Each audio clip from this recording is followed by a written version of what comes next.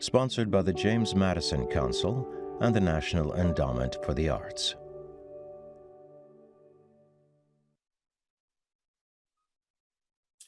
Hi, welcome to the 2021 Library of Congress National Book Festival. I'm Karen Grigsby Bates. I'm the senior correspondent for Code Switch, which is NPR's podcast that's devoted to covering race and identity. I am delighted to be here today, and we have only a little bit of time, so we're going to jump right in. I am completely pleased and dazzled, even a total fangirl, to be in the presence of these two authors. They've both written extraordinary books, and that's the critics' assessment as well as mine. And we're here to talk about them. So please welcome Honorée Fanonne Jeffers. She's the author of The Love Songs of W.E.B. Du Bois, which is a nominee for this year's National Book Award. And Deesha Philyaw, author of The Secret Life of Church Ladies, which was the finalist for the 2020 National Book Award last year. If we do this right, we'll have some time for questions at the end. So we're going to try to move along. And I'm going to start by asking both Honorée and Deesha to give us a sort of 60-second recap or synopsis of what their books are about, in case you haven't seen them or don't know very much about them, because I want to entice you to read them. They're terrific books. Honorée, let's start with you. Thank you so much. As an Afro-Indigenous person, it's important for me to give a land acknowledgement for the land that I live on now.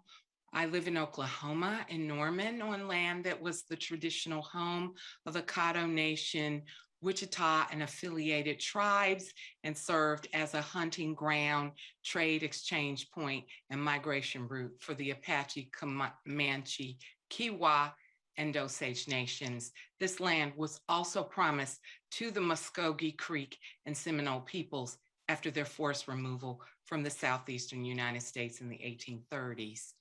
My novel is a multi-generational epic that tells the story of an Afro-Indigenous family from the mid-18th century to the very early 20th century, a family with Indigenous Creek, African, and European backgrounds. The heroine of this epic is Ailey Pearl Garfield, who's a young Black girl who braves coming of age, many struggles, but who is deeply connected to her maternal Georgia elders and ancestors and the land that they still live on. Thank you. Deesha. The Secret Lives of Church Ladies is a collection of 9 short stories that center 4 generations of Black women and girls, all from the South, and they are grappling with sex, sexuality, and the teachings of the traditional Black church. You're both aware that this year's festival theme is Open a Book, Open the World. I'm curious as to how books open y'all's worlds. Were you library rats? Were you the kind of kids that you'd hear the parents hollering upstairs, turn the light off, it's time to go to bed? I want to know about how books sort of made you who you are. Deesha, let's start with you. I read early. My mother said I read at 3, and I told her I didn't have these memories of reading early. And she said, "You don't remember the pigeon books?" I guess there was a pigeon book that was pivotal to my reading development. But I do remember sitting on the floor of the public library, the main branch in downtown Jacksonville, Florida, where I was born and raised, and spending entire summer days in the library, reading, sometimes in the children's section, and then sometimes I'd wander over into the adult section. Probably read more Jackie Collins back then than I should have. But that's how I learned things that no one was telling me about. But I have always been a voracious reader. I remember falling in love with Daddy Was a Number Runner by Louise Merriweather, which centered a Black girl in Harlem in the 1930s. And there was a lot of history in that book. And that was the first time that I experienced books taking realistic fiction, taking me somewhere, but also teaching me history and introducing me to a man named James Baldwin, who wrote the foreword to that book. Honorée, what about you? I too was an early reader. Sister Deesha has me by about 1.5 years. I started reading when I was around 4.5. I remember my oldest sister, Valjean, taught me out of the Dick and Jane books. Libraries were always a place of great peace for me. Bookstores were always a place of great peace for me. And I read very widely. I read young adult books. Deesha has mentioned Daddy Was a Number Runner. Oh my gosh, I think that's like, you know, the Bible for young Black women young Black girls of a particular age. I read Roll of Thunder, Hear My Cry. I also read what Dr. Henry Louis Gates called the classic slave narratives. I read James Baldwin. I read Richard Wright. Later, I read Zora Neale Hurston. And I read W.E.B. Du Bois's The Souls of Black Folk in junior high school. So yes, I was an avid reader. How much did some of the books that impressed you the most or that you consider classics, how, or if they did, how did they affect your writing and your outlook on being a writer? The books that shaped me as a writer were the books where the authors like Toni Morrison or James Baldwin, excuse me, also Louise Merriweather, who wrote Daddy Was a Number Runner, this idea that that Black life could be centered, that you could write unapologetically about Black folks and write characters that talk the way that I talked and the way that my family spoke. And so that really gave me permission that I didn't have to write the kinds of books that we were taught in school, because I wasn't taught a lot of Black books or Black authors in my formal education. I read a lot on my own. And so that validation is what I got from those writers, even though early on I wasn't thinking about becoming a writer. But then in my adulthood, when I did decide to become a writer, I knew that I could write stories about people who looked like me and spoke the way that I did because of other writers before me who had done that. Mm-hmm. What about you, Honorée? Oh, did you drop out? Honorée? Yeah, I'm here. Sorry. So I'm not really sure that I ever considered anything the classics, because of the fact that my parents were professors. My mother was an adjunct professor. My father was a full professor, and both of them are African American. I just, again, read very widely. And so I was able to make my own decision about what I would consider classics, what I would not. I will say that African-American literature was stressed to be the most important, even though in my home, even though I was reading Shakespeare and, reading out of the Norton anthology of early British literature. Never really liked anything after 1900, to be honest. So I'm not really sure how it shaped me until I was an adult. And, I was able to make my own choices. And that was around the 80s and the early 90s. And so Black women's literature of that time really did affect me, and Black women writers, Toni Morrison, Toni Cade Bambara, Lucille Clifton, Ntozake Shange, Alice Walker, of course. Mm-hmm. Mm-hmm. Can I follow that up by asking, for whom do each of you write? Do you write for yourselves? Do you write for a wider Black community? Do you write for the world? You know, I've talked to authors sometimes where they just say, I'm writing what I want to write. I'm writing my story. If other people want to come along, great. If they don't get it, oh, well, find another book. And then some people really feel like they have to do this almost missionary outreach to beyond their community so people will understand Black people better. I'm wondering what each of you, do you have a philosophy about that? Who do you write for? I definitely don't see myself as doing outreach or translating Black culture or Black life for anyone.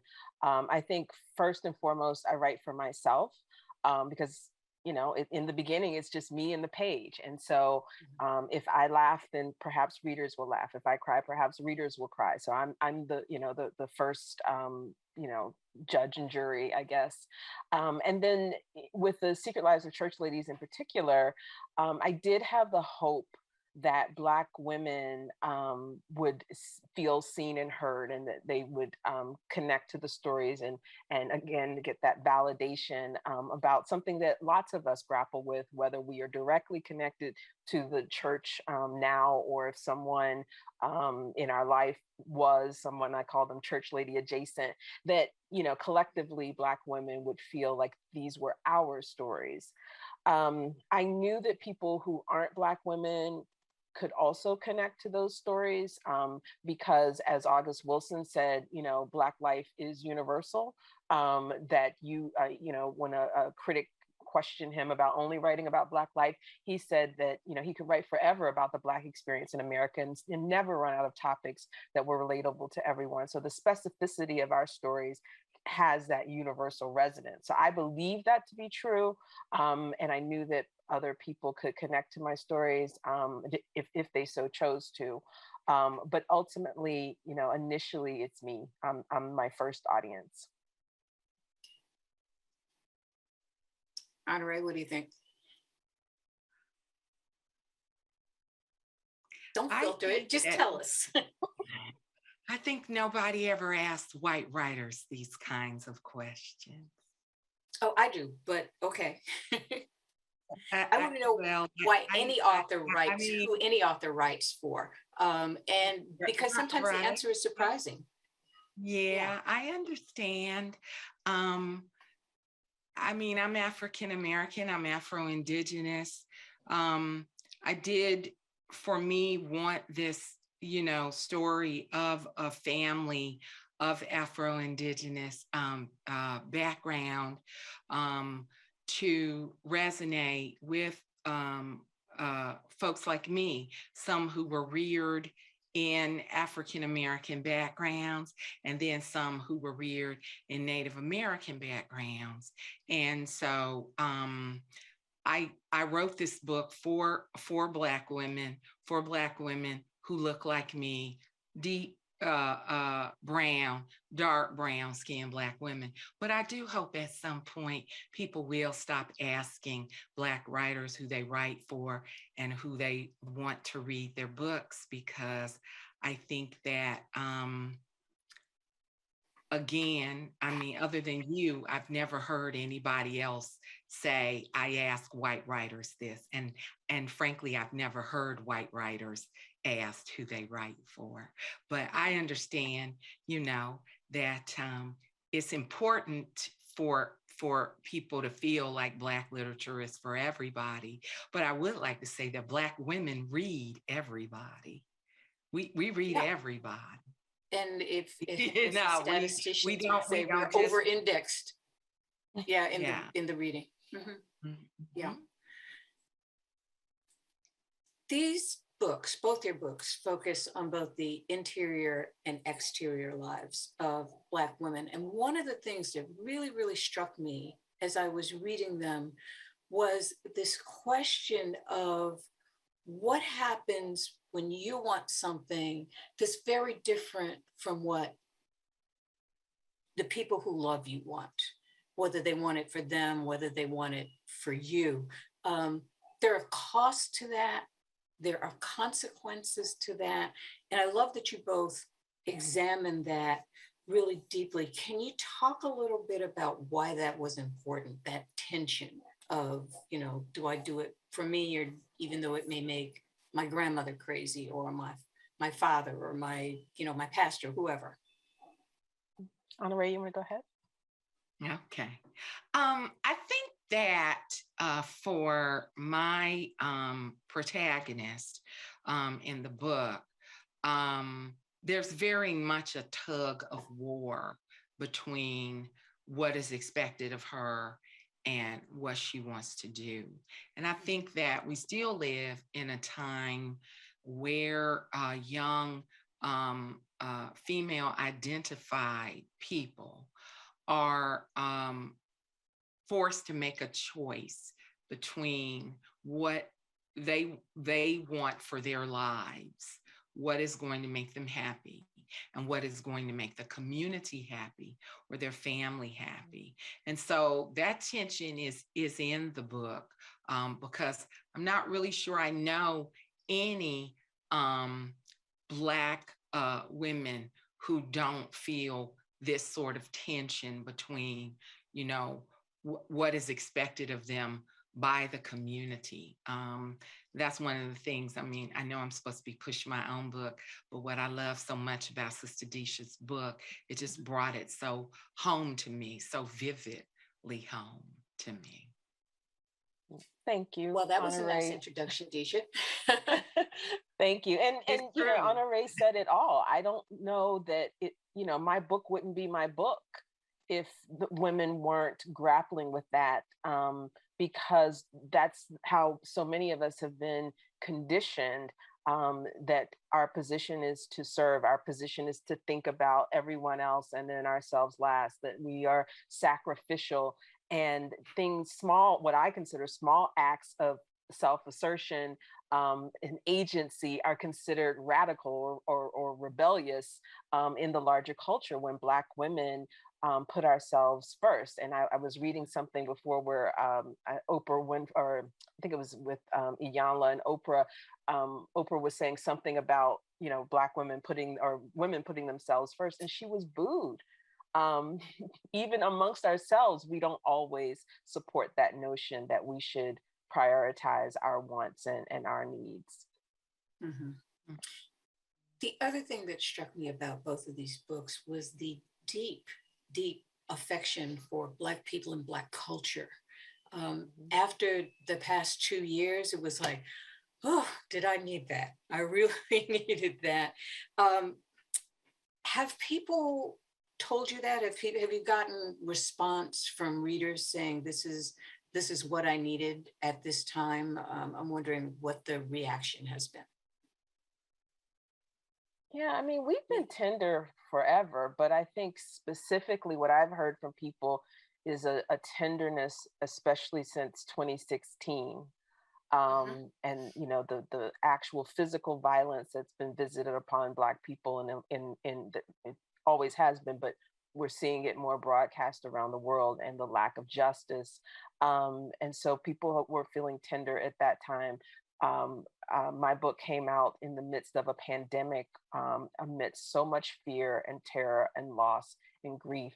And I have had readers say that my book and these stories, even though they're not all happy stories, were a bright spot amidst the time that was otherwise so difficult. Great. Same here. I mean, I have received an immense outpouring of support from Black folks, and not only Black people, to say thank you for centering Black life. Thank you, you know, even as I have a lot of difficult history in the book, but even though I have that, thank you for loving on Black people and presenting Black life in an unvarnished way. So it's been really wonderful. Excellent. We're going to move on to questions in just a minute because we do have some, but I'm wondering if you would each complete this sentence. If my readers get zip from this book, I will be happy.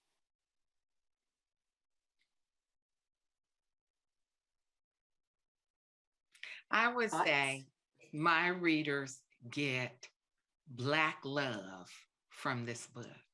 I will be happy. If readers get that they are deserving of freedom from my book, I will be happy. I think those messages came through loud and clear. I was very happy reading them both. Thank you again for doing this. And I'm going to go over here to questions for just a minute. This is interesting. Someone has a question for Honorée. They want to know, it says the book has multiple layers. What was your process in developing the different characters and different stories, weaving history, lineage, and fiction together?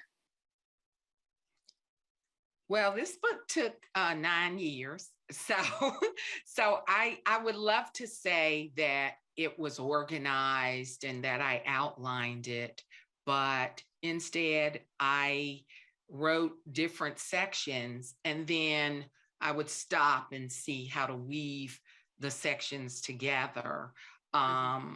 So yeah, I mean, it's a long process, and I know Deesha has, some comments about what her process is, but yes, and dreams. I listened a lot to my dreams and I wrote my dreams down, and then only then would I impose craft on it. Oh, interesting. Deesha, did you have something to add? Nope. Okay. I forgot it for me. Julie wants to know from each of you, who have you read lately, and that especially people that we might not have heard of, that you think we need to know about and shouldn't miss? There are 2 books forthcoming that I am so excited about. Dante Stewart's Shouting in the Fire, an American Epistle, and it's a memoir in which Dante is reconciling being Black, Christian, and American, and the reckoning that the church needs to have, the Christian church, around white supremacy is long overdue. And through his personal story, Dante gives, I think, a brilliant blueprint for this. In a similar vein, Candace Bimbo has a fantastic book called Red Lip Theology, and it has a fun subtitle. Oh my God, that title's amazing. Right? But even just that part, Red Lip Theology. And she is also reconciling, her very churchy, very Christian upbringing with being a millennial and those realities. And she does it through the lens also of memoir, but she also talks about, it's similar to themes in my book, the church's double standards. She talks about growing up without her father being an active presence in her life. There were just so many things that brought me to tears in that book, but she's also hilarious. So I laughed a lot. And I just think it's a tremendous book on faith and getting free. Nice. Honorée? And for me, Sarah Jasmine Griffin has a new book that just came out called Read Until You Understand. And it's part memoir and part scholarship, but she has this really beautiful way where she talks about the importance of reading in Black life. And it's really wonderful. And then Maud Newton has a memoir, I love history, that's coming out called Ancestor Trouble. And it's about her family. And the stories are really great. And some are very naughty and raucous. And I love gossip that goes back to the 19th century. So those are Is this nonfiction or fiction? This is nonfiction. Both of those That's going to make Thanksgiving interesting for her. It is going to make Thanksgiving interesting. Assuming any of us can get together around a Thanksgiving table. Yes. Might not be happening this year either. I don't know. That's kind of sad. At the risk of giving you both PTSD, because I know you've finished your books and you feel like, I want to be able to breathe. I want to know what you're thinking about working on next, or if you're working on something next. It's like creative minds like yours always have something going on, and I'm hoping you'll talk to us just a little bit about it. Deesha. Yeah. So I've been going back and forth about what my next book is going to be, and I was convinced that it was going to be a novel that I've been trying to finish since 2007. But I've finally come to terms with the fact that it's going to be another short story collection, and this time I'm going to be focusing on mothers and daughters. And I'm also at the same time working on the television adaptation of my book for HBO Max. Working on the pilot with my co-writer, and fingers crossed everything works out. I'll be executive producing it with Tessa Thompson. Oh, excellent. Well, that's something for us to look forward to. Honorée, what do you think? I know I'm something's really going on. excited about that TV show. Yeah. I am working on an essay collection called Misbehaving at the Crossroads, which is about Black women history and intersections of feminism and family. I am working on a book of short stories called A Simple Promised Land, which revisits some of the characters from Love Songs of W.E.B. Du Bois. And there's a third project that I can't talk about yet because it's yet to be announced. And so hopefully that'll keep me real busy. That sounds like it'll keep you really busy. I hope eventually that your book turns into an epic series, sort of the way the Thornbirds was or something else. But I don't know what's going to happen in the future, but that would be good. Yeah. I'm ready for that short story collection. Yeah.